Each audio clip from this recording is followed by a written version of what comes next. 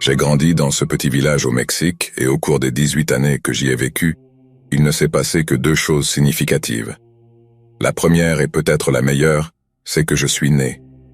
Je sais que vous êtes tous très bienvenus, mais la deuxième est peut-être la pire chose qui soit jamais arrivée dans notre village, et lorsque Kevin Mendoza a incendié son garage. Ou plutôt, peut-être que ce que Kevin a fait constituait la pire chose qui ne soit jamais arrivée à notre village. Et si cela n'a pas de sens, tenez bon un instant. Tout deviendra clair au cours des prochains paragraphes. C'était un dimanche soir et j'étais en première année de collège à l'époque, donc j'étais encore à cet âge où mes amis et moi sortions nos vélos l'après-midi, vous savez. Un plaisir pur et sain.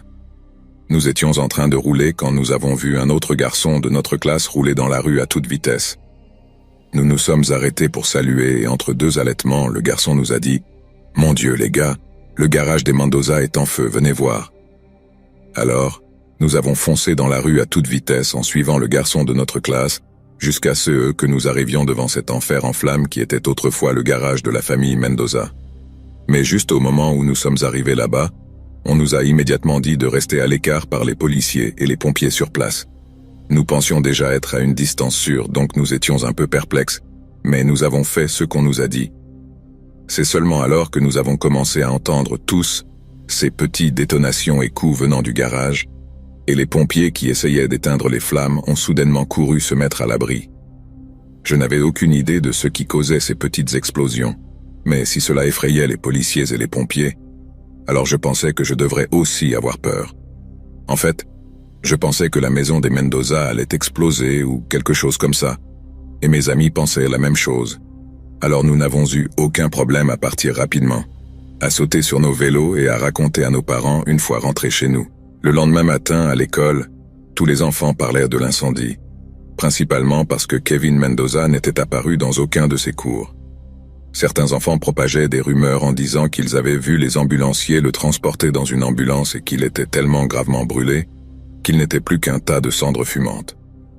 D'autres disaient qu'il et ses parents étaient partis vivre chez des parents, car l'incendie avait rendu leur maison pratiquement inhabitable, ce qui est l'histoire que je croyais parce que je pensais qu'il y aurait une confirmation réelle si quelqu'un était mort. Mais alors, le lendemain matin, il y a eu une confirmation. Les rapports de nouvelles disaient que les pompiers avaient récupéré un corps du garage en feu, alors que les membres survivants de la famille restaient avec des parents et avaient demandé aux médias de leur laisser de l'espace. Ainsi, le mardi, nous avons su que quelqu'un était décédé, mais nous n'avions aucune idée exacte de qui. Les Mendoza avaient 3 générations vivant dans cette maison, et Kevin était l'un des 4 enfants. Beaucoup plus de rumeurs ont commencé à circuler et ce n'est que le lendemain, lorsque notre directeur d'école nous a appelés tous pour une assemblée spéciale, que nous avons vraiment obtenu des réponses concrètes. Je me souviens de toute l'école entrant dans le gymnase où le shérif du comté et quelques adjoints se tenaient debout devant les gradins, chacun avec une expression très sérieuse sur le visage. Une fois que nous étions tous assis, le directeur a ouvert en disant que le shérif du comté avait quelque chose d'important à nous dire, et quand il s'est avancé et a enlevé son chapeau, j'ai juré qu'on aurait pu entendre tomber une épingle. Nous savions que ce serait quelque chose à propos de la famille Mendoza. Mais exactement ce que c'était, j'aurais juré que je ne l'aurais jamais deviné en 1 million d'années. Je ne prétendrai pas que je me souviens de ce qu'il a dit mot pour mot, tout cela s'est passé il y a près de 20 ans, mais voici l'idée générale, les gars. Tout le monde a entendu parler de l'incendie à la maison des Mendoza, et je suis sûr que tout le monde a entendu parler de la perte tragique de vie. Eh bien, je regrette de devoir être celui qui vous dit ça, mais votre camarade de classe Kevin est celui qui est décédé. Et il y a eu une sorte de souffle collectif dans le gymnase et le shérif a fait une pause pendant 1 seconde avant de continuer. Nous essayons toujours de comprendre comment l'incendie a commencé, donc nous invitons quiconque a des informations sur Kevin à se présenter. Ils n'ont pas à le faire maintenant. Ils peuvent appeler mon bureau quand ils veulent, et nous pouvons avoir une conversation plus discrète. S'il vous plaît, si vous avez quelque chose à nous dire sur un comportement étrange ou inhabituel de Kevin dans les jours précédant l'incendie, je vous prie de vous présenter. Ce fut le premier indice que quelque chose n'allait vraiment pas. Je suppose qu'il voulait tout gérer avec des gants de velours, et je peux comprendre complètement pourquoi il pourrait vouloir nous protéger de ceux qu'il savait déjà. La réaction initiale a été un choc total et une douleur. Les enfants étaient horrifiés qu'un des leurs soit mort de cette manière horrible, Mais si les policiers nous avaient raconté ce qu'ils avaient vraiment trouvé là-dedans, je ne pense pas que les gens auraient été aussi tristes, plutôt en colère. Il a fallu 2 jours de plus pour que la vérité éclate au grand jour et à ce moment-là, le village avait décidé de déléguer la responsabilité à nos parents. Il y a eu une réunion du village. Je m'en souviens parce que mes parents m'ont demandé de faire mes devoirs avant de rentrer et tout. Ce qu'ils ont fait a été de jouer à Tetris pendant environ 2 heures quand ils sont rentrés à la maison. Je pensais qu'ils seraient en colère que je n'ai même pas fait une éraflure sur l'une des choses que je devais faire, mais ils n'étaient pas en colère.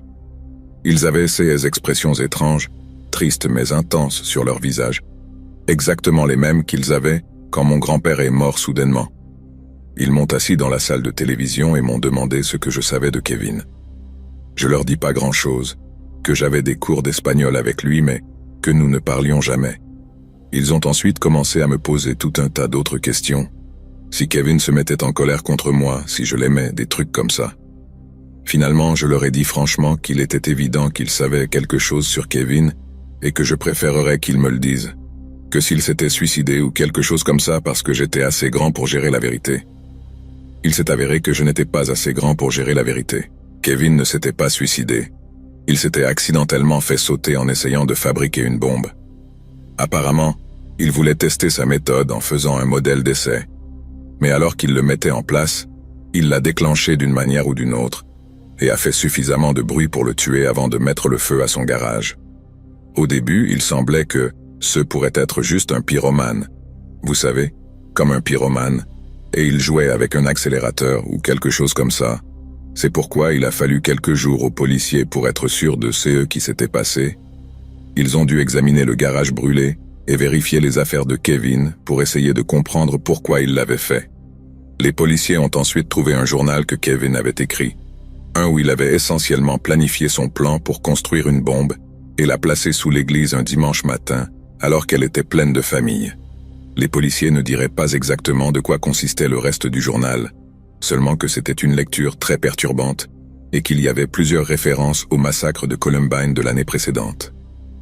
Maman pleurait à la fin de la discussion et papa était plus choqué que je ne l'avais jamais vu.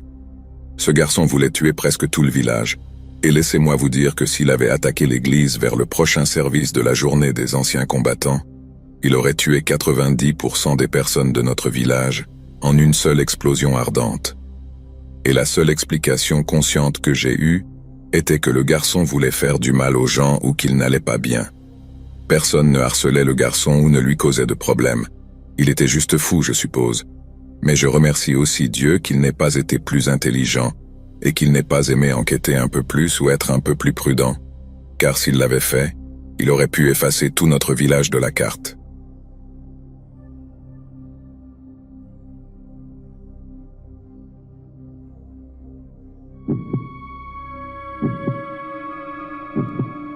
Ce que je m'apprête à vous dire est le secret le plus sombre que je connaisse.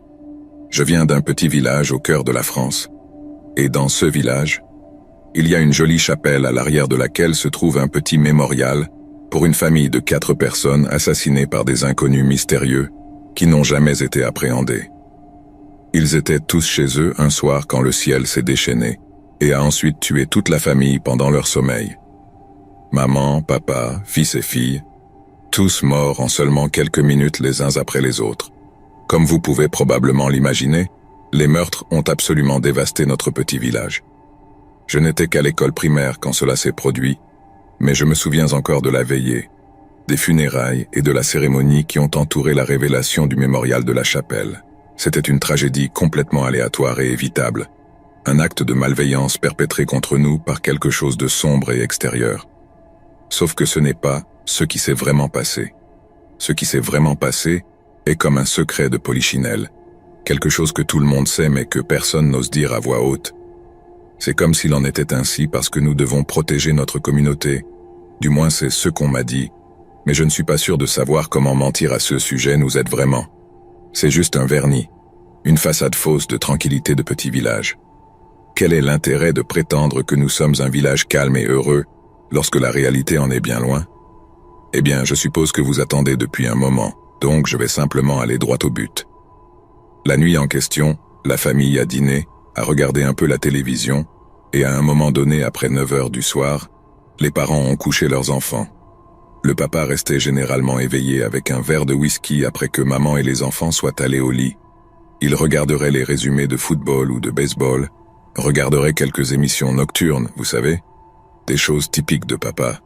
Mais ce soir-là, il ne s'est jamais levé du canapé.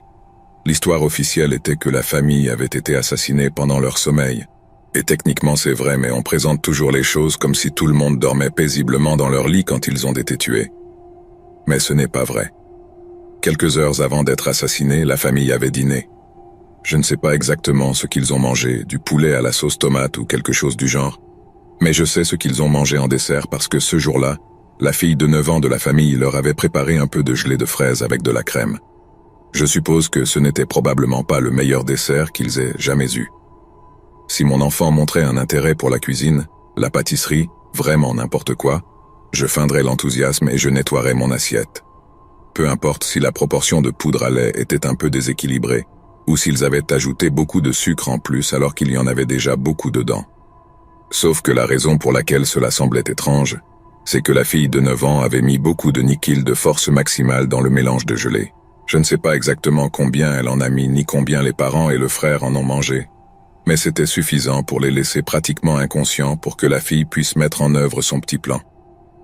Voyez-vous, la raison pour laquelle ils n'ont jamais attrapé le mystérieux vagabond meurtrier qui a choisi de s'introduire et de tuer au hasard la famille est parce qu'il n'a jamais existé. Après que sa famille soit complètement inconsciente, la petite fille est allée à la cuisine et a sorti un grand couteau d'un tiroir ou d'un bloc.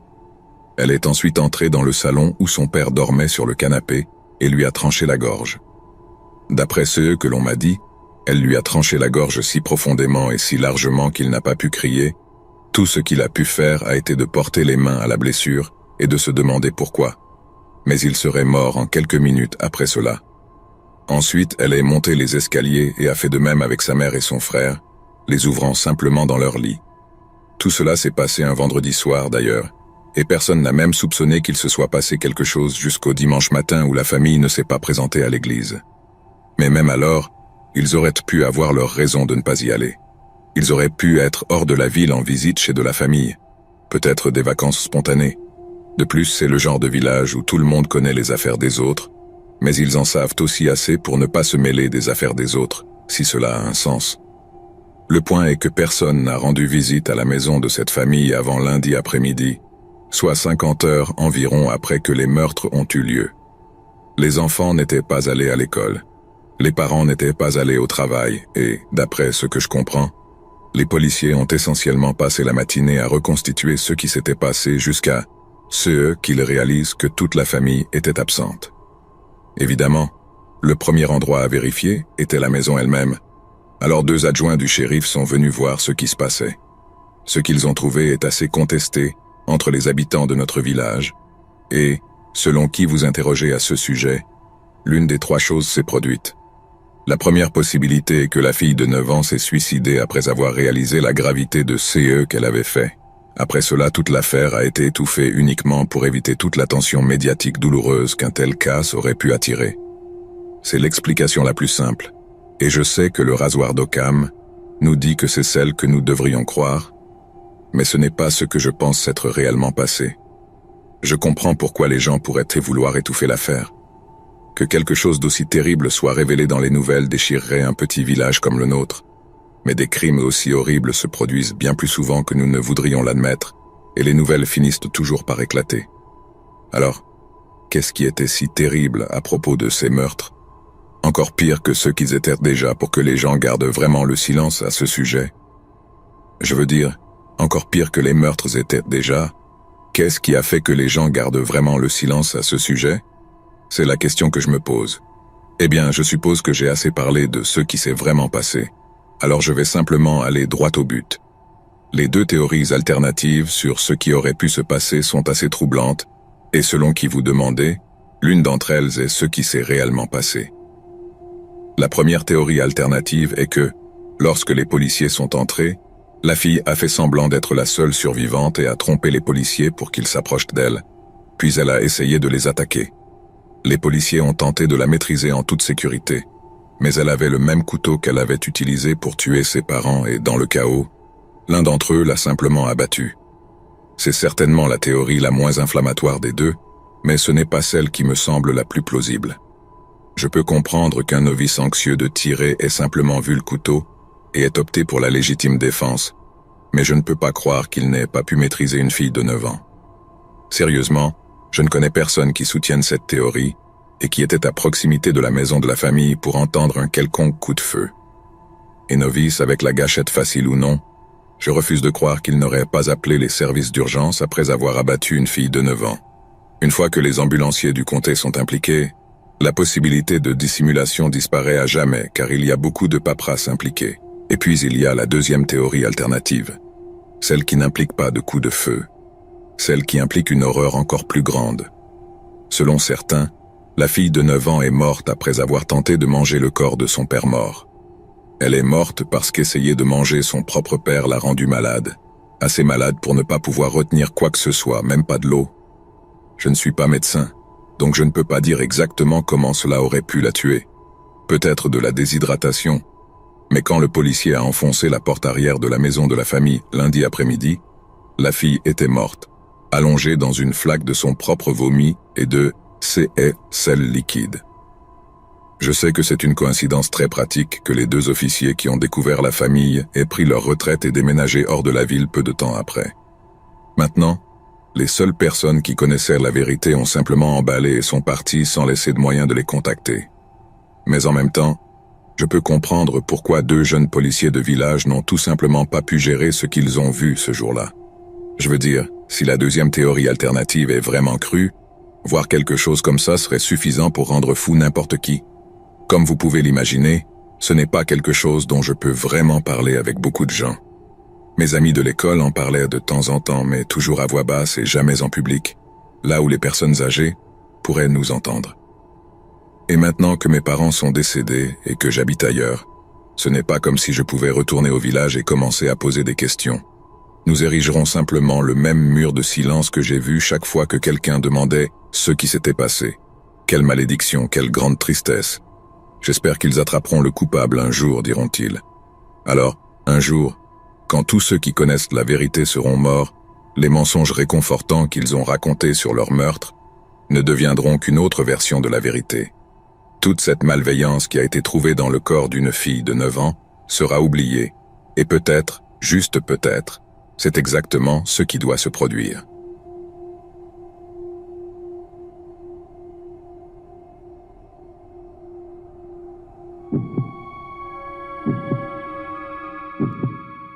Mi famille possède un chalet en bois juste à l'extérieur d'un village appelé Vieilleville, en Ardèche, France. C'est un peu comme un héritage familial auquel nous sommes attachés, car c'est là que notre famille est originaire, et je pense qu'une autre raison pour laquelle nous ne l'avons pas vendu est qu'il y a une histoire très intéressante attachée à cet endroit. Eh bien, intéressant pour l'observateur neutre, mais cela a dû être assez terrifiant pour ma grand-mère, qui a vraiment vécu cette expérience. C'était l'été 1998, 2 ans avant ma naissance, et ma grand-mère est seule dans le chalet. Mon grand-père est décédé avant ma naissance, mais presque tous les étés, ils étaient ensemble. Mes grands-parents allaient dans ce chalet et passaient simplement 2 semaines sans autre compagnie que les écureuils. Après la mort de mon grand-père, elle a continué la tradition comme un moyen de faire face au deuil, et c'est ainsi qu'elle s'est retrouvée là seule en juin ou juillet 1998. Maintenant, elle n'avait pas de télévision là-bas, mais elle avait une vieille radio sur laquelle elle écoutait ses vieilles émissions de radio sur une station depuis longtemps disparue. La station, comme la plupart des autres, avait l'habitude de faire de petits bulletins d'information. Et un jour, elle entend parler de bombes qui ont explosé en Géorgie et en Alabama. La police avait un suspect qu'il voulait interroger, mais il s'est enfui et pourrait être en train de se cacher dans les collines de son état natal, l'Ardèche. Le gars des nouvelles a ensuite donné une brève description du suspect qui était, je ne sais pas, de taille moyenne, cheveux foncés, yeux clairs et a dit que le nom du gars était Ernesto Rubertino. Ma grand-mère avait l'habitude de dire que le nom lui était resté dans la tête principalement à cause de la chanson de Noël sur le renne, et elle se retrouvait à fredonner la chanson, bien que ce soit de la malchance au milieu de l'été. De toute façon, quelques heures passent, le soleil se couche et ma grand-mère se détend simplement dans le chalet. faisant ce que font les grands-mères. Puis, soudain, quelqu'un frappe à la porte. Ma grand-mère n'attendait personne, et les seuls voisins qu'elle avait étaient à environ 2 kilomètres de là. Alors, avec une appréhension compréhensible, elle se lève et se dirige vers la porte d'entrée du chalet. En l'ouvrant, elle voit un homme de taille moyenne, portant une casquette de baseball avec des yeux clairs et une moustache foncée.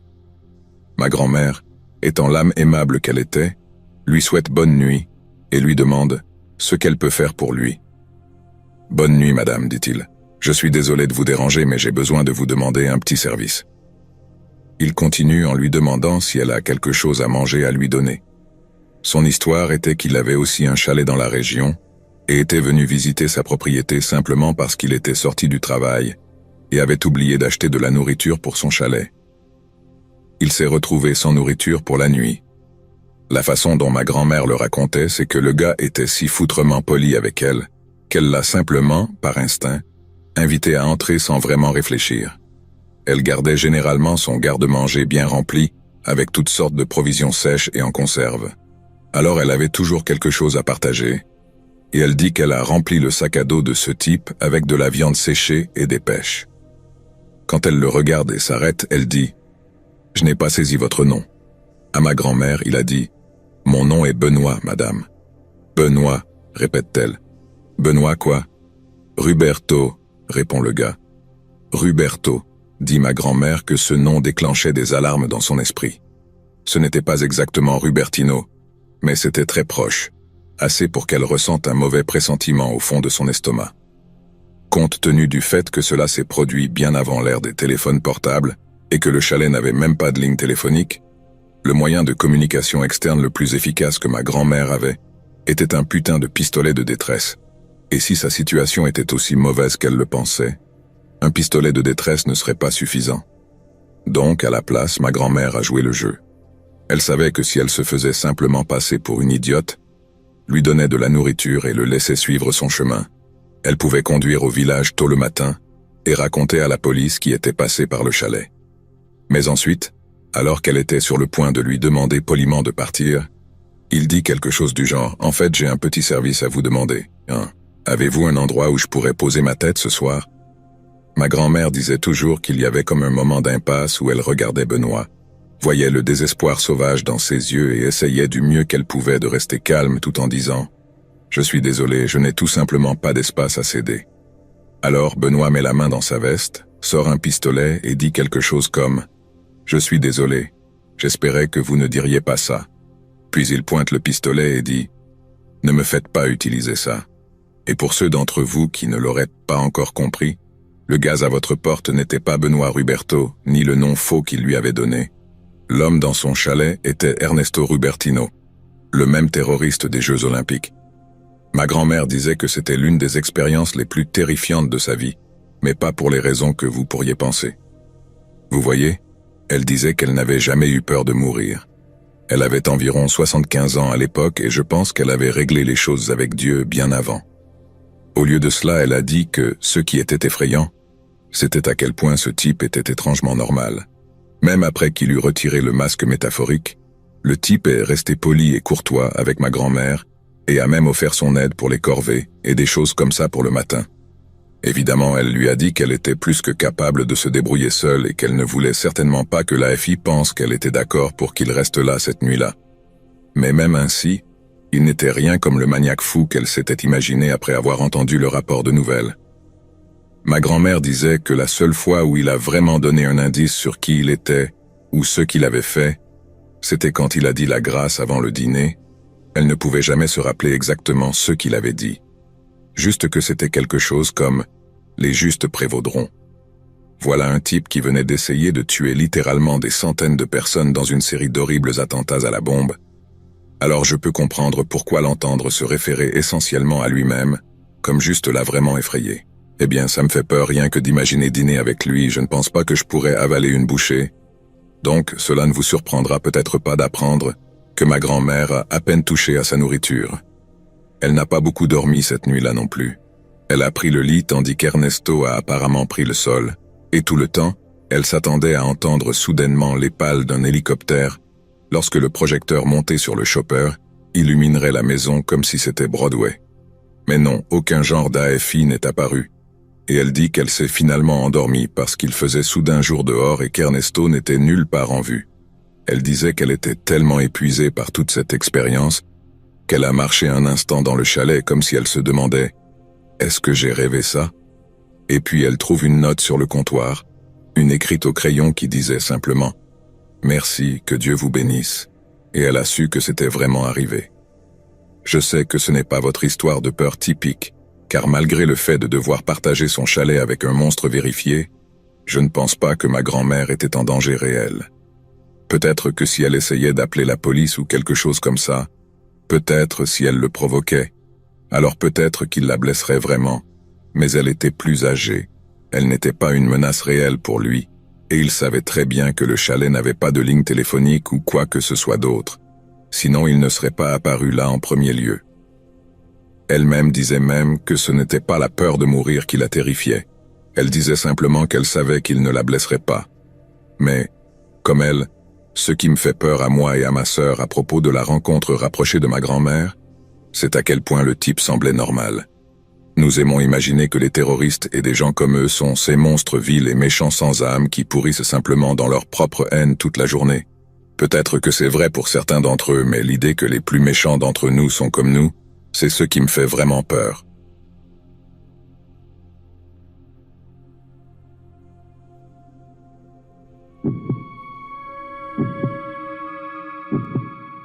El centre de la Nouvelle-Aquitaine abrite un petit village au nom assez inhabituel. À l'origine appelé Les Bains, le village a changé de nom en 1950 après qu'un animateur de radio populaire ait annoncé qu'il diffuserait l'épisode du 10e anniversaire de son émission depuis le premier village nommé en l'honneur de son programme radio. Ainsi, le 31 mars 1950, Les Bains a officiellement changé de nom pour devenir Vérité ou Conséquence, et l'épisode du 10e anniversaire de l'émission a eu lieu là-bas le soir suivant. Vérité ou Conséquence, ou V ou C comme on l'appelle parfois, abritait seulement 4700 habitants à l'époque, et la population n'a pas beaucoup augmenté depuis lors. Cependant, à partir de 1970, la population a augmenté de manière constante. Cependant, entre les années 2000 et 2010, le village a connu sa première baisse démographique en plus de 40 ans, avec près de 1000 personnes déménageant ailleurs. Qu'est-ce qui aurait pu causer une chute si drastique de la population ? Eh bien, cela pourrait avoir quelque chose à voir avec un homme nommé Jacques Dupont. Né le 6 novembre 1939 à Bordeaux, Jacques et sa sœur aînée, Marie, ont grandi sous la garde de leur grand-père paternel. Leur père était un alcoolique violent qui rendait souvent visite aux enfants sous l'influence de l'alcool. Jacques se souvient d'une fois où son père lui avait offert en cadeau un magazine pour adultes contenant des images violentes. Naturellement, Jacques désirait la présence de son père absent et, puisque le magazine était l'un des rares cadeaux que son père lui avait fait, il l'appréciait. L'enfant impressionnable était fasciné par ces images et, comme n'importe quel enfant de son âge, il voulait être comme son père. L'introduction de telles idées dans la psychologie de Jacques a été dévastatrice pour son développement social, car il lui était impossible de communiquer les idées dans sa tête avec ses camarades de classe qui fréquentaient le lycée voisin de Montaigne. La maladresse sociale a conduit Jacques à être intimidé par certains de ses camarades de classe, ce qui a encore exacerbé ses problèmes personnels profondément enracinés. Après avoir obtenu son diplôme de lycée, Jacques s'est engagé dans l'armée française et a travaillé comme mécanicien général dans le garage avant de recevoir une décharge honorable. Pendant ce temps, Jacques s'est marié et a divorcé 4 fois. Et bien qu'il ne soit pas clair pourquoi chacun de ces divorces a eu lieu, il est évident qu'il a eu de grandes difficultés à entretenir des relations romantiques. Dans les mois suivant son dernier et peut-être son divorce le plus chaotique, Jacques Dupont a eu quelque chose comme une crise de la quarantaine et a dépensé plus de 100 000 € dans un projet spécial qu'il finirait par appeler la boîte à jouets. La boîte à jouets était une remorque de camion semi-modifiée avec un extérieur blanc simple, mais à l'intérieur, elle était tout sauf simple. Dupont avait dépensé une grande partie de ses 100 000 € pour insonoriser complètement la remorque, ainsi que pour la rendre presque impénétrable et échappatoire.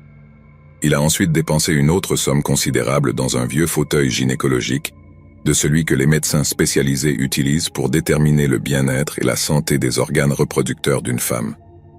Le fauteuil était complet avec des supports pour les jambes, des ajouts que Jacques a modifiés pour être plus comme des contraintes de jambes. Sur un mur de la remorque, Jacques a monté une étagère à outils, l'ornant d'une variété de fouets, de chaînes, de poulies, de sangles, de pinces, de lames chirurgicales, de scies et même de menottes conçues pour maintenir les jambes d'une personne écartée. Dupont a également équipé la remorque d'une série d'appareils de torture, y compris un générateur portable qu'il utilisait pour la torture par électrochoc et des schémas détaillés montrant des méthodes et des techniques pour infliger la quantité maximale de douleur. Mais peut-être le plus troublant de tout à propos de la boîte à jouets est le fait que Jacques avait pratiquement converti tout le toit en un miroir géant. Non seulement il voulait torturer et violer ses victimes pendant des heures, mais il voulait aussi qu'elles puissent le voir se produire. De 1957 à 1999, on dit que Jacques Dupont a enlevé, torturé et tué jusqu'à 60 femmes et jeunes filles différentes, presque toutes des résidentes de la région de Nouvelle-Aquitaine en France. Les choses qu'il leur a faites sont franchement innommables, et on soupçonne que beaucoup de ces victimes sont simplement décédées des suites de la torture brutale, bien avant que Dupont ait l'intention de les tuer. Il a avoué avoir lâché des chiens sur ses victimes, les avoir drogués avec des cocktails de sédatifs et d'hallucinogènes pour augmenter leur terreur, puis les soumettre à des jours de douleur et de viol. Quand il s'ennuyait de sa proie, Jacques injectait à ses victimes un mélange de pentobarbital sodique et de phénobarbital, un cocktail amnésique conçu pour effacer essentiellement leurs souvenirs, puis les emmenait dans les montagnes et les abandonnait dans le désert avant de passer à la planification de son prochain enlèvement. Selon Jacques, il a fait cela encore et encore en utilisant un modus operandi simple mais efficace de visiter un bar voisin pour droguer les boissons de ses victimes ou de se faire passer pour un officier de police pour les arrêter faussement. Cela a fonctionné encore et encore, et si sa confession est crédible, Jacques Dupont est probablement le criminel en série le plus prolifique de l'histoire de la France. Mais son règne de terreur a pris fin lorsqu'il a rencontré une victime qui s'est révélée bien plus résistante que la plupart des autres. Son nom est Émilie Leclerc, et en mars 1999, Émilie a été abordée par Jacques dans le parking du Blue Water Saloon, dans la ville voisine de Saint-Tropez. Je n'insinue rien sur Émilie ou ses choix passés, mais il est très probable qu'elle ait dit oui quand Jacques lui a demandé si elle dormirait avec lui pour de l'argent, car elle n'a ni combattu, ni protesté, quand il a annoncé qu'il était un policier en civil et qu'elle était en état d'arrestation pour sollicitation d'escorte. Jacques a ensuite emmené Émilie à l'arrière de sa voiture, où elle a dû supposer qu'il l'emmènerait dans un poste de police local. Nous pouvons donc seulement imaginer son horreur quand elle a réalisé qu'elle était conduite à vérité ou conséquence et à la boîte à jouets qui était dissimulée à la vue de tous. Si Émilie n'a pas commencé à résister quand elle a vu la remorque, elle a sûrement été effrayée quand elle a posé les yeux sur les horreurs qui s'y trouvaient à l'intérieur. Ensuite, soit en utilisant une sorte de sédatif, soit par la force brute, Dupont a rendu Émilie inconsciente et a commencé à la ligoter à la chaise gynécologique modifiée. Quand Émilie s'est réveillée, elle a entendu le son d'un enregistreur à cassette jouant un message préenregistré. C'était la voix de Jacques Dupont. « Bonjour, tu es à l'aise maintenant? J'ai tes poignets et chevilles enchaînés, bâillonnés, bandés, désorientés et probablement effrayés aussi, j'imagine. Parfaitement normal dans les circonstances. Mais pour un moment au moins, tu dois te rassembler et écouter cette cassette. Je vais te raconter en détail pourquoi tu as été enlevé, et ce qui va t'arriver, et combien de temps tu seras ici. » Le message a continué, décrivant en détail les horribles circonstances dans lesquelles Émilie se trouvait. Comment elle serait utilisée comme esclave, et soumise à des tortures physiques et psychologiques. Dupont lui a même expliqué sa méthode d'hypnose et de lavage de cerveau, pour qu'elle ne se souvienne de rien de son expérience après. Émilie a été soumise à 3 jours de torture inimaginables, avant que, par un bref moment d'inattention de son ravisseur, elle ait eu l'occasion de s'échapper. Dans un acte de courage incroyable, Émilie a réussi à se libérer et à s'échapper, tuant l'un de ses ravisseurs dans le processus. Son évasion courageuse a finalement mis fin à la vague de terreur de Jacques Dupont, et lui et ses complices ont été arrêtés et condamnés. Cependant, son histoire a laissé des cicatrices indélébiles dans la vie de nombreuses personnes, y compris Émilie, qui ne s'est jamais complètement remise de son expérience horrible. Le procès de Jacques Dupont a été long et tumultueux, mais en 2001, il a accepté un accord de plaidoyer et a été condamné à 224 ans de prison pour l'enlèvement et la torture de 3 jeunes femmes, dont Émilie et Marie. Catherine Dupont, la fille de Jacques, a également été jugée pour des accusations d'enlèvement et a finalement été condamnée à 2 ans et demi de prison. Émilie, malgré son évasion courageuse, a emporté avec elle les cicatrices physiques et émotionnelles de son expérience terrible, mais son courage a permis de mettre fin à l'atrocité de Jacques Dupont et de ses complices.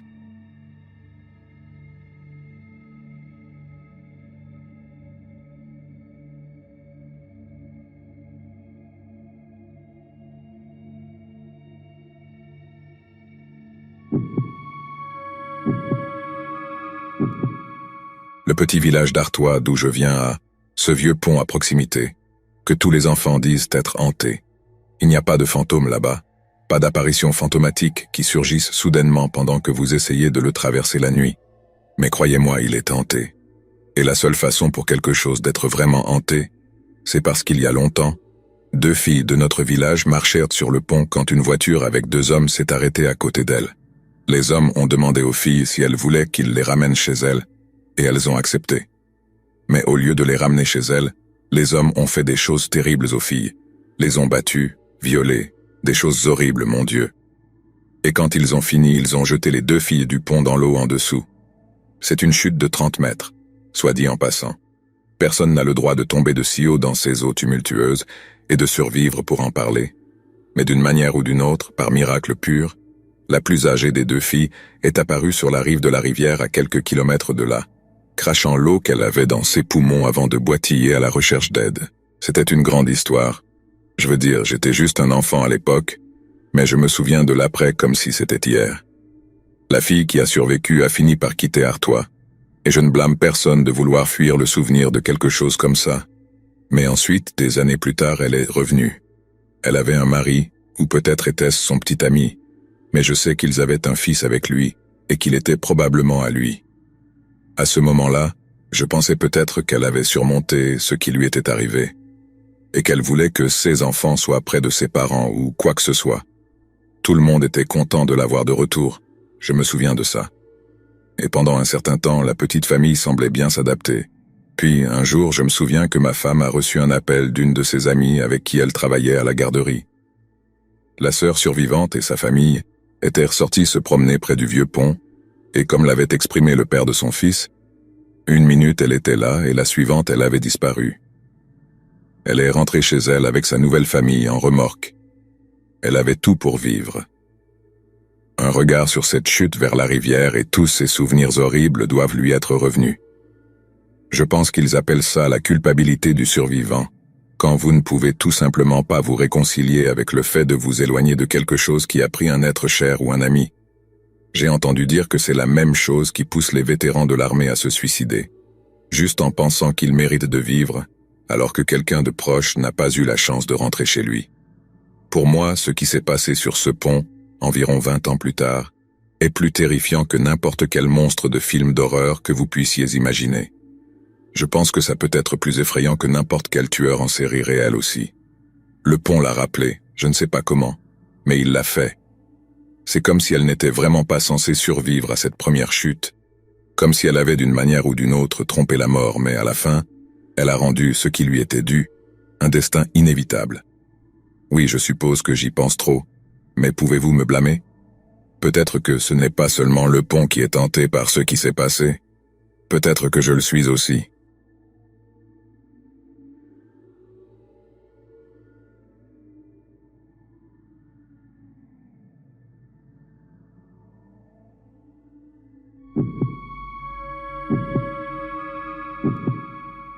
Dans l'est de la Provence, mon père a été chef de police pendant 32 ans, et j'ai suivi ses traces dans l'application de la loi.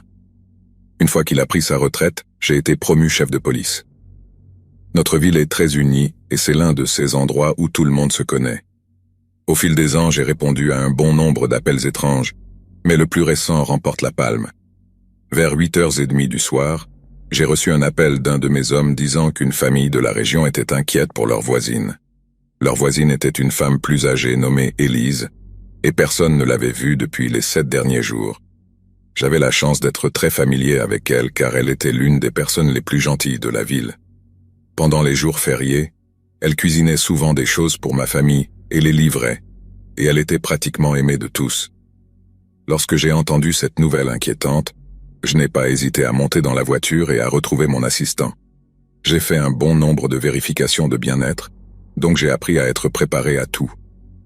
Souvent, ce n'est qu'une fausse alerte de quelque sorte, comme quelqu'un en vacances, mais d'autres fois cela pourrait être beaucoup plus troublant. Étant donné le fait qu'Élise avait 76 ans, j'ai essayé de me préparer du mieux que je pouvais pour le pire. Je m'assure toujours d'envoyer 2 hommes, car n'importe quoi peut arriver. Je suis arrivé chez Élise environ 10 minutes plus tard. La voiture du sous-officier était garée sur le côté de la route de terre, alors je me suis garé juste derrière lui. À première vue, il était évident pourquoi il nous avait appelés. L'herbe était haute, la boîte aux lettres était pleine, et la maison était sombre à l'intérieur. Cependant, sa Chevrolet Trailblazer bleue était garée dans l'allée. Ce n'était pas une raison immédiate de s'inquiéter car elle ne la conduisait qu'1 ou 2 fois par semaine pour faire des courses en ville ou, occasionnellement, aller dans un club de poker. Alors que nous commencions à nous diriger vers l'allée, les voisins qui avaient appelé sont sortis et ont parlé avec nous. C'était un mari et une femme que nous connaissions personnellement. Fondamentalement, ils ont réitéré tout ce que nous avions remarqué en arrivant, et nous leur avons dit de rentrer à l'intérieur, indiquant que nous les informerions une fois que nous aurions vérifié. J'ai commencé à frapper la porte plusieurs fois, criant « Élise, es-tu à la maison ?» Pas de réponse. J'ai répété cela plusieurs fois, mais personne n'a répondu. Donc à chaque fois, je m'inquiétais de plus en plus. Je savais qu'Élise avait de la famille à l'Est, donc il y avait aussi une possibilité qu'elle les visite. J'ai essayé la porte principale, mais elle était fermée à clé, alors j'ai laissé mon assistant attendre à l'avant pendant que je marchais derrière pour voir s'il y avait une porte sans clé. Il n'y en avait pas. Mais une fois dans la cour arrière, j'ai découvert quelque chose qui a immédiatement soulevé un drapeau rouge. L'une des fenêtres arrière était cassée. La fenêtre était assez haute d'où je me tenais, donc je ne pouvais pas bien voir à l'intérieur de la pièce. J'ai essayé de crier à nouveau « Élise, es-tu là ?» Pas de réponse une fois de plus. J'ai sorti mon arme et j'ai couru autour de la maison pour le dire à mon assistant, et nous n'avions d'autre choix que de forcer l'entrée. En raison des éclats de verre le long du rebord de la fenêtre, nous avons choisi de défoncer la porte d'entrée. Après lui avoir donné quelques bons coups, elle a cédé et je suis entré en premier avec mon arme et ma lampe de poche en main. J'ai continué à crier pour elle, mais il n'y a pas eu de réponse. Nous avons fouillé le salon, mais il n'y avait aucun signe d'elle. Au fur et à mesure que nous avancions dans la maison, j'ai remarqué une odeur très forte et mon cœur s'est enfoncé. Je suis entré dans la cuisine où l'odeur était plus forte, et ce que j'ai trouvé m'a apporté un peu de soulagement. Il y avait une mijoteuse dans l'évier avec du poulet cru qui avait certainement été dehors depuis un certain temps. J'ai manqué d'étouffer en m'éloignant, et nous avons continué à chercher dans la maison.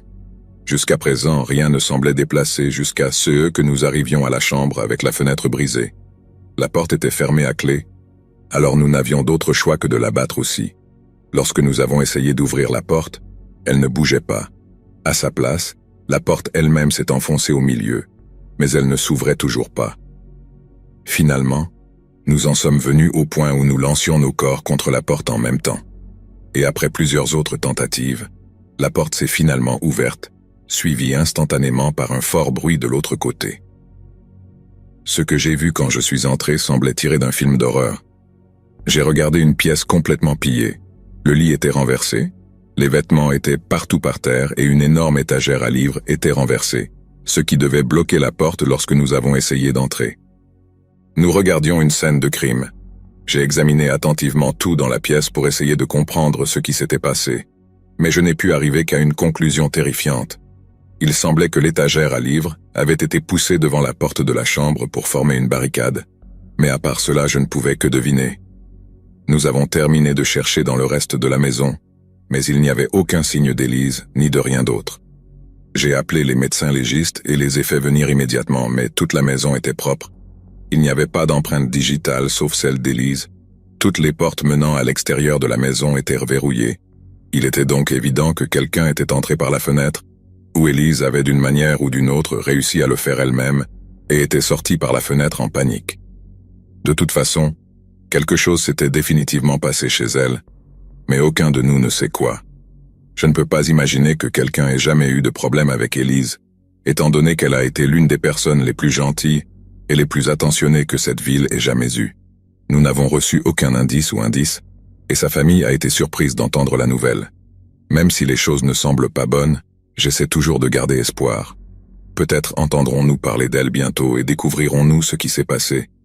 Mais en attendant, j'espère seulement qu'elle a réussi à échapper à quoi que ce soit qui se soit passé.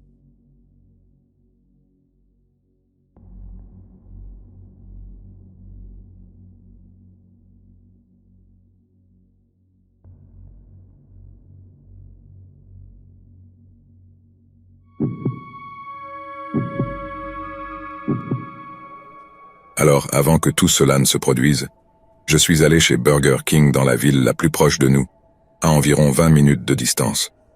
Après cela, j'ai décidé d'aller chez ma grand-mère plutôt que de rentrer directement chez moi.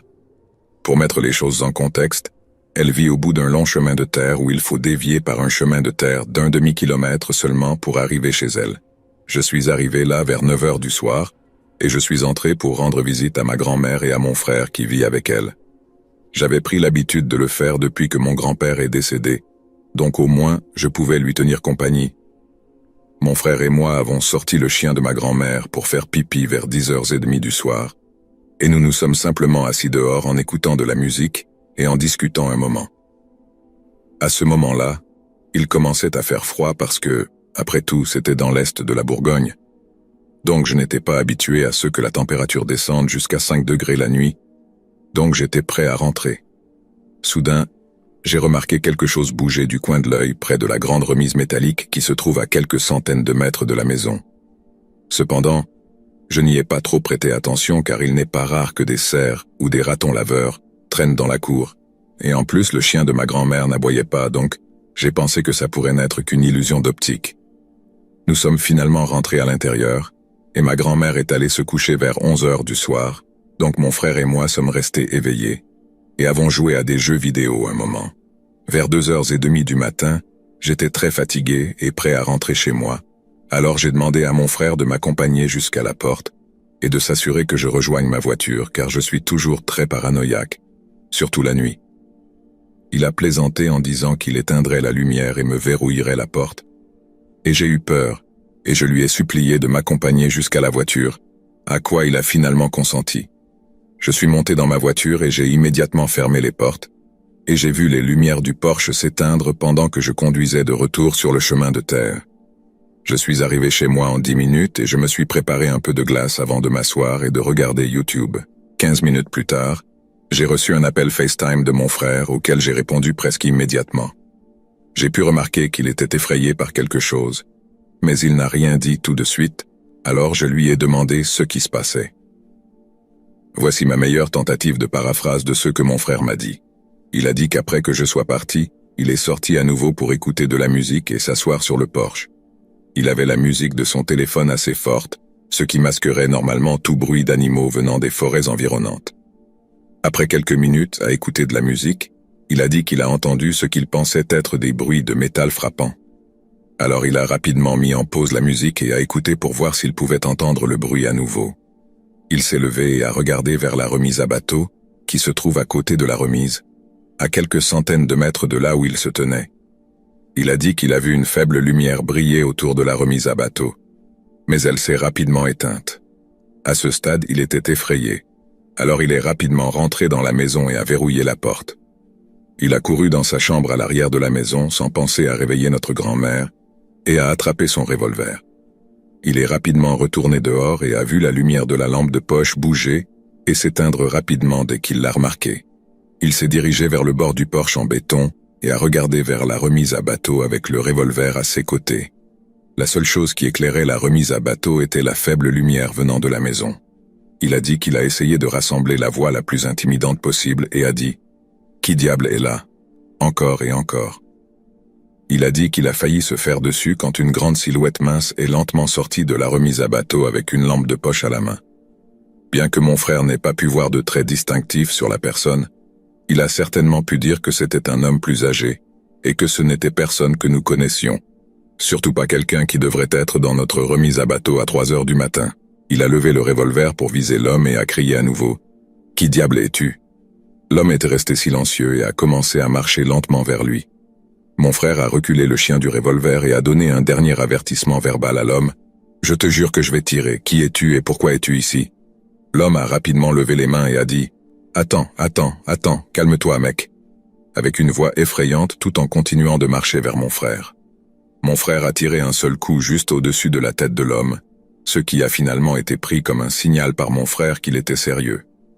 L'homme est rapidement reparti à pied par le chemin d'entrée, et mon frère a crié « La prochaine fois, je ne manquerai pas ». Mon frère est ensuite rapidement rentré à l'intérieur pour réveiller ma grand-mère, qui avait miraculeusement dormi pendant toute l'agitation. Elle n'avait pas l'air assez préoccupée pour appeler vraiment la police, mais bien sûr, après avoir tout entendu, tout ce à quoi je pouvais penser était quelles étaient les véritables intentions de cet homme. Était-ce juste un drogué qui fouinait pour voler quelques outils pour de l'argent, ou ses intentions étaient-elles beaucoup plus sinistres? Une autre question qui me tourmente dans toute cette situation est de savoir combien de fois cela s'est produit après que ma grand-mère et mon frère se soient couchés et que nous ne le sachions tout simplement pas, et nous observait-il toute la nuit? Ensuite, j'ai pensé à ce qui aurait pu se passer si mon frère avait vraiment éteint les lumières et fermé les portes derrière moi quand je suis parti.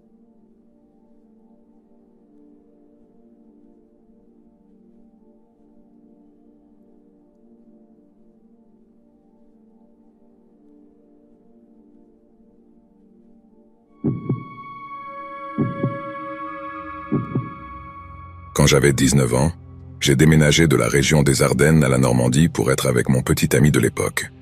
Je pensais aux plages de sable blanc et au site archéologique du Mont-Saint-Michel, mais au lieu de cela, j'ai obtenu les marécages, les insectes et les chemins de terre. C'était un véritable choc pour le système.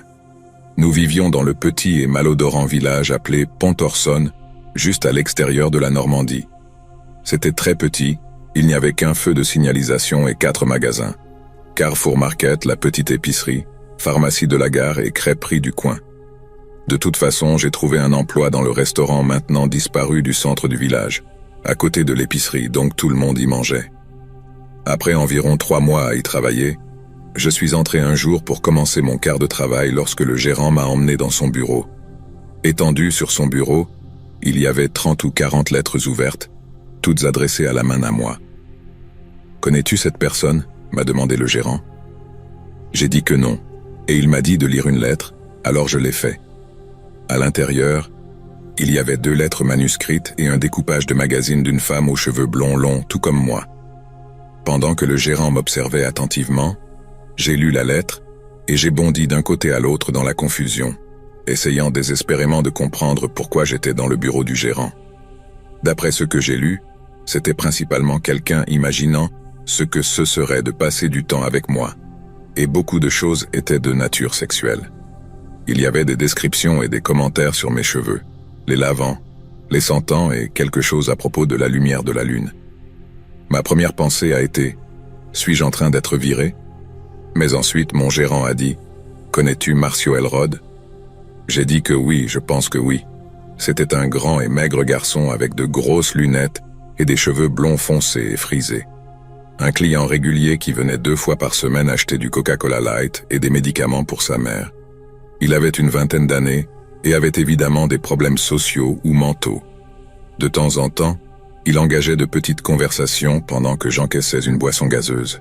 1 ou 2 fois, il restait à ma caisse ou me regardait fixement, mais je pensais qu'il essayait simplement d'ajuster ses yeux ou avait de mauvaises compétences sociales. Il était inoffensif comparé à certaines des autres personnes que j'avais rencontrées en Normandie. Alors je ne lui ai pas prêté attention jusqu'à ce jour dans le bureau du VIPS. Je savais qu'il avait écrit les lettres à cause d'une rencontre étrange 2 semaines auparavant. Alors que je travaillais, il s'est approché par derrière et a caressé mes cheveux. J'ai dû les retirer de ses mains et il s'est excusé. C'était étrange, mais rien de grave ne s'est produit, alors j'ai continué à travailler. Après lui avoir raconté cela, mon gérant m'a informé que le client allait être expulsé du magasin et qu'on me renvoyait chez moi pendant qu'il réglait les détails. Je n'avais aucune idée de ce que cela signifiait, donc, confuse, je suis sorti du magasin et j'ai conduit chez moi. 2 heures après être rentré du travail, on a frappé à ma porte. J'ai regardé par la fenêtre et je ne pouvais pas croire ce que mes yeux voyaient. J'ai vu des hommes en tenue tactique et armés jusqu'aux dents, 2 hommes en costume et plusieurs policiers en uniforme dans ceux qui semblaient être au ralenti à ce moment-là. J'ai ouvert la porte. Une officière tenait des lettres étrangement familières. « Pouvons-nous entrer et discuter de celles-ci avec vous ?» En réalisant que tout le village avait lu les lettres, j'ai failli m'évanouir.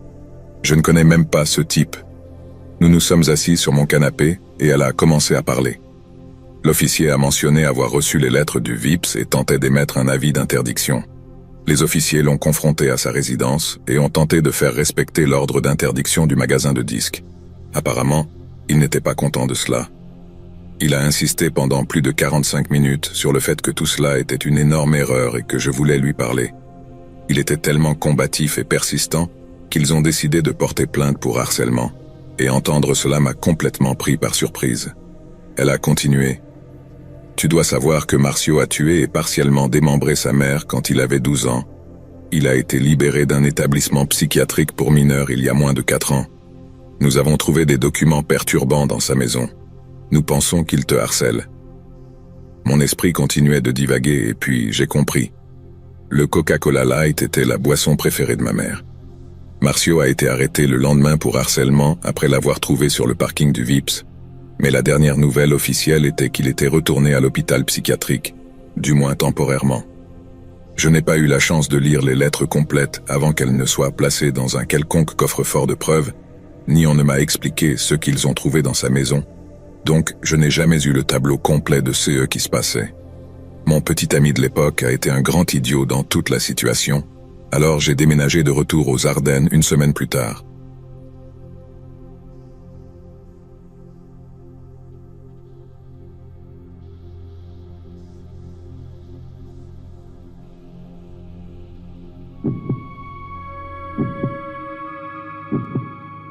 Il y avait beaucoup d'opportunités d'emploi dans le petit village où je vivais. Donc lorsque notre entreprise a été chargée de démolir non pas une mais 2 maisons dans le village, nous étions ravis d'accepter le travail. J'étais plus heureux que la plupart parce que cela signifiait que mon trajet jusqu'au travail était pratiquement inexistant, car je vivais juste à côté de la route. Cela m'a aussi donné l'occasion de voir enfin à quoi ressemblaient certaines des autres maisons de mon pâté de maison par rapport à la mienne. Cependant, le travail est rapidement passé d'une bonne opportunité à un spectacle d'horreur presque dès le début. C'était notre premier jour sur le chantier, et mon chef et moi faisions une inspection par nous-mêmes afin de pouvoir établir un bon plan de travail. Alors que nous parcourions le premier étage et nous dirigions vers le deuxième, mon chef m'a arrêté et m'a demandé si j'avais entendu quelque chose.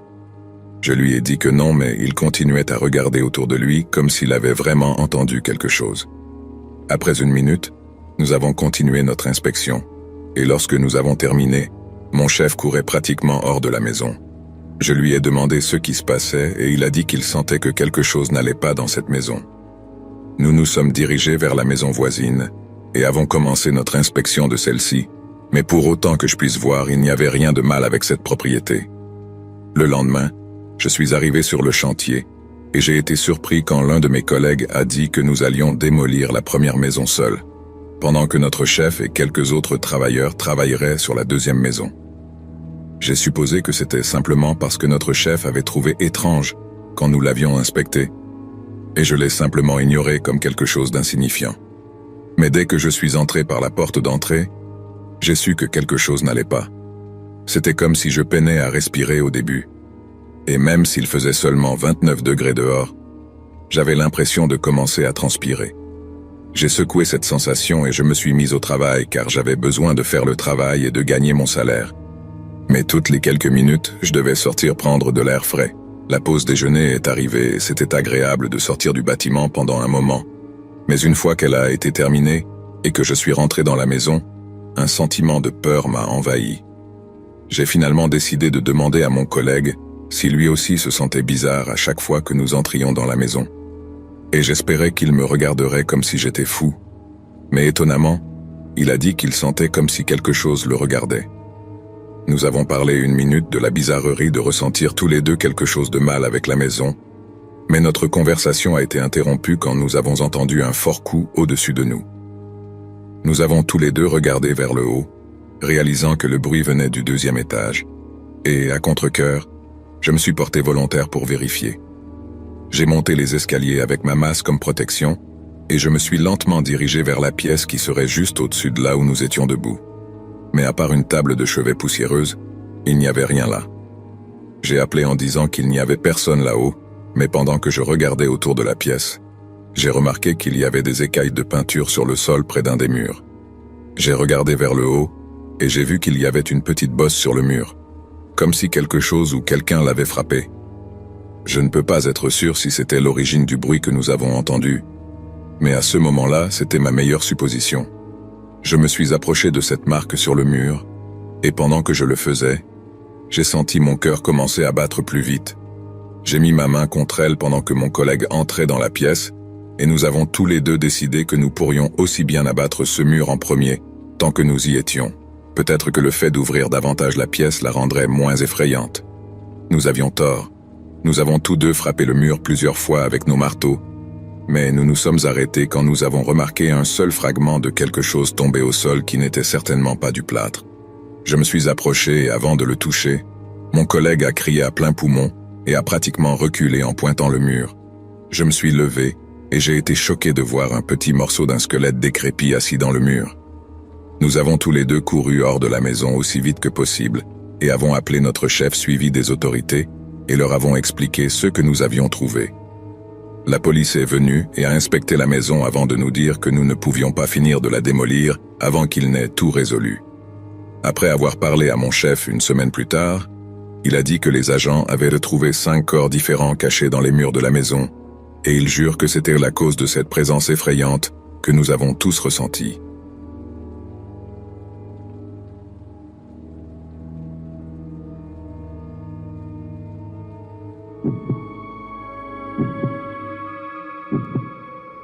J'avais 13 ans et l'une de mes parties préférées de la journée était ma promenade après le dîner avec mon chien Gaston. En général, c'était très amusant, car mes amis Antoine et Louis viendraient avec moi et nous passerions tous du temps ensemble à courir et à dépenser un peu d'énergie post-dîner que nous avions toujours.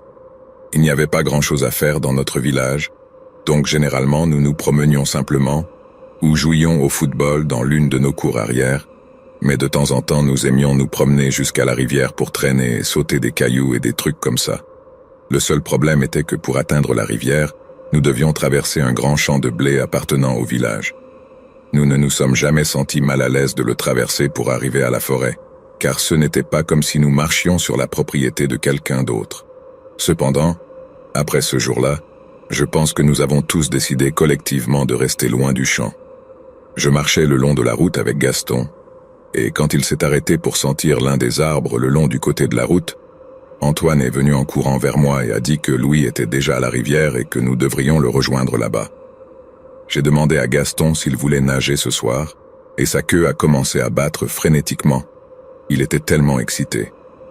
Nous nous sommes tous dirigés vers le bas de la route et vers le champ de blé. Normalement, lorsque nous pouvions le traverser, nous n'avions aucun problème et Gaston était le premier à courir. Mais pour une raison quelconque, cette fois, il s'est arrêté juste au bord. Je l'ai regardé, me demandant s'il y avait quelque chose qui n'allait pas, mais Antoine n'a pas semblé le remarquer et a continué à marcher. Une fois hors de vue, il semblait que Gaston s'inquiétait pour lui, et a immédiatement commencé à courir à travers le champ après lui. J'ai couru derrière mon ami et mon chien, mais quand je me suis retrouvé au milieu du champ de blé sans personne autour de moi, je ne pouvais pas m'empêcher de sentir que je n'étais pas en sécurité. J'ai commencé à regarder autour de moi en appelant Gaston, et heureusement, il est venu en courant vers moi. C'est alors que j'ai entendu Antoine crier mon nom. J'ai suivi le son de sa voix et je l'ai trouvé avant que tous les deux et mon chien décident de continuer lentement à traverser le champ. Si nous avions des téléphones portables à l'époque, je lui aurais probablement envoyé un texto à Louis pour lui dire de nous retrouver chez moi. Mais nous devions le trouver et lui dire nous-mêmes, donc nous ne pouvions pas simplement faire demi-tour. J'ai serré fort la laisse de Gaston alors que nous avancions à travers le champ de blé. Mais à chaque pas que nous faisions, mon chien s'arrêtait et regardait d'un côté. Au début, nous avons pensé que ce n'était rien. Mais la 3e fois que cela s'est produit, Antoine et moi l'avons entendu grogner. Gaston ne grognait jamais, alors j'ai su que quelque chose n'allait pas. Soudain, j'ai entendu le bruit des épis de blé au loin bouger, comme si quelqu'un marchait à travers eux et vers nous. Antoine, Louis et moi avons appelé. mais il n'y a eu aucune réponse. Le bruit des mouvements du blé a commencé à s'accélérer, comme si la personne se déplaçait plus vite. C'est alors que nous avons décidé qu'il était plus sûr de sortir du champ et ensuite de demander de l'aide. Nous avons tous commencé à courir en arrière par où nous étions venus, et Gaston a suivi de près. Mais alors que nous avancions, nous pouvions encore entendre le son de qui ou de ceux qui nous poursuivaient. Soudain, mon chien s'est détaché de moi, et à ce moment-là, je ne tenais pas sa laisse assez fermement, et elle a glissé de ma main. J'ai appelé pour lui alors que je continuais à courir. Mais au moment où nous sommes sortis du champ, il n'était nulle part. Je me suis retourné et j'ai continué à l'appeler. Mais au début, tout ce que j'ai entendu en réponse a été une série de grognements et d'aboiements. « Gaston !» J'ai crié une fois de plus. Et heureusement, cette fois-ci, il est venu en courant. J'ai attrapé sa laisse avant qu'Antoine et moi ne courions à la maison et expliquions ce qui s'était passé. Mon père est venu avec nous pour marcher dans le champ pour s'assurer que Louis allait bien, et une fois que nous l'avons trouvé près de la rivière, il a dit qu'il pensait que quelqu'un l'avait suivi. Nous sommes tous rentrés chez moi pour prendre un dessert, mais en revenant à travers le champ de blé, nous avons remarqué quelque chose d'étrange. Il y avait un petit morceau de tissu ensanglanté par terre, et quand nous sommes arrivés à la maison, ma mère a demandé pourquoi Gaston avait du sang sur son pelage. Nous l'avons vérifié et mon père a pensé qu'il avait dû mordre qui que ce soit qui était dans le champ de blé, ce qui signifie que quelqu'un nous poursuivait vraiment. Mes parents ont déposé un rapport de police au cas où quelqu'un se présenterait pour une morsure de chien, mais nous n'avons jamais rien entendu à ce sujet à nouveau, et c'était la dernière fois que nous traversions ce champ.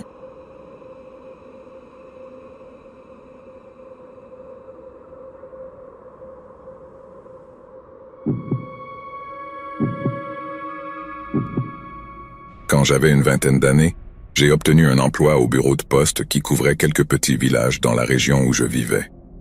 Ma tournée était assez simple, et je pouvais en fait marcher la plupart du temps, mais j'ai vite appris que juste parce que le village était petit, ne signifiait pas qu'il était sûr.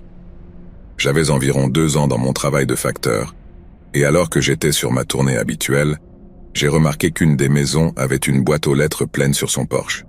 Alors au lieu de laisser son courrier, j'ai laissé un avis comme quoi il devrait le récupérer au bureau de poste pour éviter que quelqu'un ne le vole. J'espérais que ce serait tout. Mais le lendemain, je me suis présenté à cette même maison et tout était pareil que la veille. Personne n'était à la maison. Ils sont probablement en vacances, ai-je pensé pour moi-même en m'éloignant de la porte. Mais je ne m'attendais jamais à ceux qui allaient suivre. Alors que je descendais les dernières marches du porche, j'ai entendu quelque chose qui m'a arrêté net. C'était étouffé, mais presque comme si quelqu'un criait de l'intérieur de la maison. J'ai écouté attentivement et quand j'ai entendu à nouveau le son, j'ai décidé qu'il valait mieux appeler la police au cas où quelqu'un aurait besoin d'aide. La police est arrivée, et je leur ai expliqué pourquoi j'étais là, et ce que j'avais entendu. Mais quand ils ont frappé à la porte, personne n'a répondu. Ils ont regardé autour un peu, mais n'ont rien trouvé et n'avaient pas de motif pour entrer dans la maison sans la permission du propriétaire. Alors ils m'ont dit d'appeler de nouveau si quelque chose d'autre se produisait, mais je n'allais pas rester plus longtemps que nécessaire, et j'ai continué ma tournée. Le lendemain, j'ai dû visiter cette même maison, et quand j'ai regardé depuis la route, j'ai vu que la boîte aux lettres était toujours pleine, et rien n'avait changé. J'hésitais à m'approcher du porche pour déposer un autre avis sur leur courrier, mais je savais que c'était mon travail, donc je n'avais pas le choix. Je me suis approché lentement de la maison et à chaque pas, je sentais que je devenais de plus en plus nerveux. J'ai avancé de quelques mètres depuis le porche lorsque j'ai remarqué quelque chose qui m'a fait m'arrêter. En regardant vers le porche, j'ai pu voir qu'une des rideaux de la fenêtre bougeait un peu. Et en regardant de plus près, j'ai remarqué que quelqu'un me regardait. Je ne sais pas pourquoi, mais je me suis figé. C'était comme si je savais que quelque chose n'allait pas avec cette personne. J'ai essayé d'agir normalement et de livrer son courrier comme je le devais. Mais je n'ai pas pu avancer. Tout à coup, j'ai entendu le bruit de quelque chose qui tombait à ma droite, et j'ai regardé pour voir ce que c'était. Mais ce n'était qu'une chose tombée d'un arbre dans la cour. Quand j'ai regardé à nouveau vers la fenêtre, la personne qui me regardait n'était plus là. J'ai respiré profondément, et j'ai couru vers le porche aussi vite que possible, tout en plaçant l'avis de boîte aux lettres pleine sur sa porte, bien que j'ai entendu le bruit de quelqu'un courant à l'intérieur de la maison, et semblant se diriger vers moi. Je n'ai pas perdu de temps à descendre les escaliers et à courir vers la route, mais avant de quitter la propriété, j'ai décidé de jeter un coup d'œil en arrière. J'ai presque crié en remarquant un homme debout à la porte. Il portait un t-shirt blanc qui semblait être couvert de CE qui semblait être du sang, et il tenait quelque chose dans sa main. J'ai couru aussi vite que possible vers la maison suivante de ma tournée, et heureusement, il n'a pas essayé de me suivre. Une fois que j'ai su que j'étais en sécurité, j'ai rappelé la police et je leur ai raconté ce qui venait de m'arriver. Et ils m'ont dit qu'ils feraient une autre visite à la maison le lendemain. J'ai demandé à changer ma tournée et l'un de mes collègues a accepté. Quelques semaines se sont écoulées, et je n'avais rien entendu à ce sujet. Mais soudain, j'ai reçu un message texte de mon collègue me disant que l'homme qui vivait dans cette maison avait apparemment été arrêté après avoir essayé de forcer une femme dans sa voiture à l'extérieur du centre commercial local. Jusqu'à aujourd'hui, je ne sais pas si c'était vraiment le son de quelqu'un criant que j'ai entendu de l'intérieur de cette maison, mais je ne peux m'empêcher de me demander s'il y avait quelqu'un avec lui le jour où j'ai appelé la police pour la première fois.